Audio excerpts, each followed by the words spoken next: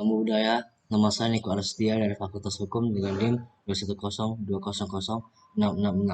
Pada video ini saya akan memaparkan hal-hal yang berkaitan dengan toleransi dan kerukunan antar umat beragama. Hal pertama yang harus kita pahami adalah makna dari toleransi dan kerukunan.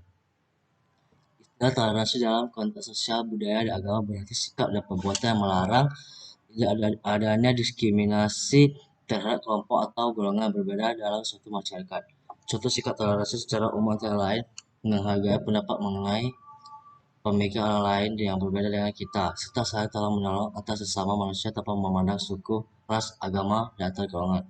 Istilah toleransi menunjukkan pada arti saling memahami, saling mengerti, dan saling membuka diri dalam bingkai persaudaraan. Bila pemaknaan ini dijadikan pegangan, maka toleransi dan kerukunan adalah sesuatu yang ideal dan didambakan oleh masyarakat manusia. Menurut peraturan bersama Menteri Agama dan Menteri Dalam Negeri nomor 9 tahun 2006 dan nomor 8 tahun 2006, kerukunan antar umat beragama dilandaskan pada keadaan hubungan sesama umat beragama yang didasarkan pada toleransi, saling pengertian, dan menghargai kesetaraan dalam pengamalan antara agamanya masing-masing.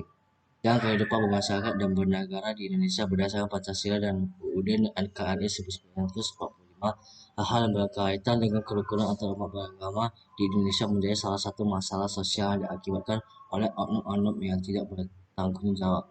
Masalah sosial ini menjadi salah satu masalah yang diberikan pandangan serta perhatian khusus dalam pemecahan dan solusinya.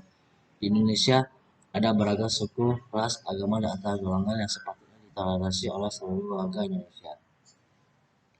Jika tidak ada toleransi antar sesama umat, maka akan memicu terjadinya masalah sosial berupa pertikaian antar umat beragama. Maka untuk mendasari sikap toleransi tersebut, setiap agama berperan penting dalam menebarkan dan mengajarkan hukum cinta dan kasih kepada sesama serta kedamaian hidup dalam masyarakat.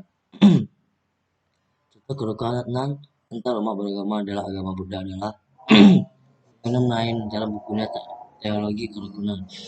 Titik temu dalam keragaman.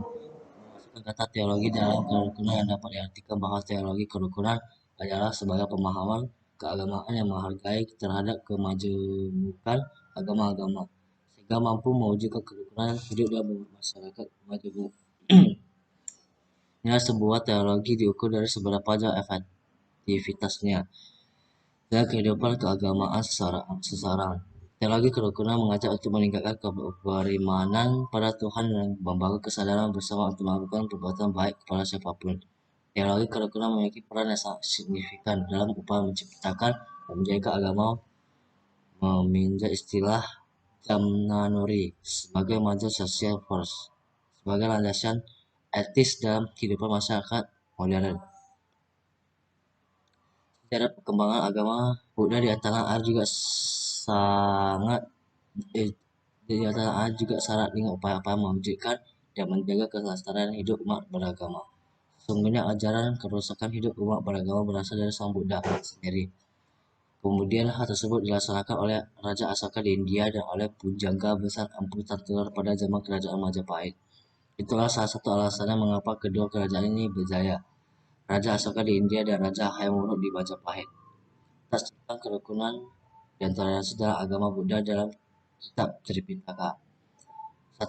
Digha Nikaya 1. 3. Para biku, jika seseorang menghinaku, dhamma atau sangha, kalian tidak boleh marah, tersinggung, dan terganggu akan hal itu.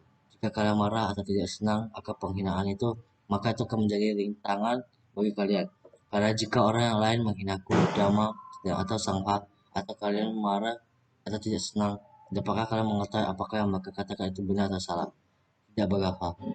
Jika orang lain menghinaku, dhamma atau sangha, maka kalian harus menjelaskan apa yang tidak benar sebagai tidak benar. Apa yang bukan ajaran dengan mengatakan itu tidak benar, itu salah, itu bukan jalan kami, itu tidak ada pada kami. 2. Upali Sutta 16. Selidikilah dengan sesama rumah tangga. Sungguh bagus bila orang-orang terkenal seperti engkau menyelidiki dengan sesama. Yang mulia, saya bakal merasa lebih puas dan senang dengan yang terberkahi karena memberitahukan hal itu kepada saya. Bagi kelompok sekte lain, ketika memperoleh saya sebagai siswa mereka akan membawa spanduk ke seluruh Nalanda dan mengumumkan rumah tangga Pali telah menjadi siswa di bawah kami. Tetapi sebaliknya yang terberkahi memberitakan saya, selidikilah dengan sesama rumah tangga. Sungguh bagus bila orang-orang terkenal seperti engkau memiliki dengan sesama.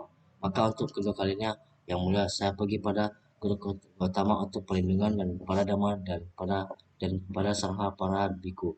Sejak hari ini biarlah guru pertama menerima saya sebagai umat yang telah pergi kepada beliau untuk perlindungan sepanjang hidup saya. Sikap-sikap yang harus dimiliki setiap umat beragama dalam bertoleransi seperti menghormati hak dan kewajiban umat agama lain, berteman dengan teman-teman tanpa membeda-bedakan agama dan kepercayaannya, tidak menghalangi umat agama lain sedang beribadah, tidak memaksakan ajaran dan kepercayaan agama kita kepada orang yang lain agamanya, menghargai hari besar umat agama lainnya, menumbuhkan kerukunan dan perdamaian antar umat beragama, menghormati muslim yang berpuasa dan tidak makan atau minum di depannya, tidak mengolok-olok ajaran agama lain, membantu sesama masyarakat tanpa melihat latar belakang agamanya, tidak mencampur aduk akidah dalam beribadah antar masyarakat yang berbeda agama dengan embel-embel toleransi, tidak mempersekusi umat agama lain yang beribadah. Sekian video dari saya, semoga bermanfaat untuk kita semua. Terima kasih atas perhatiannya. Namo Buddhaya.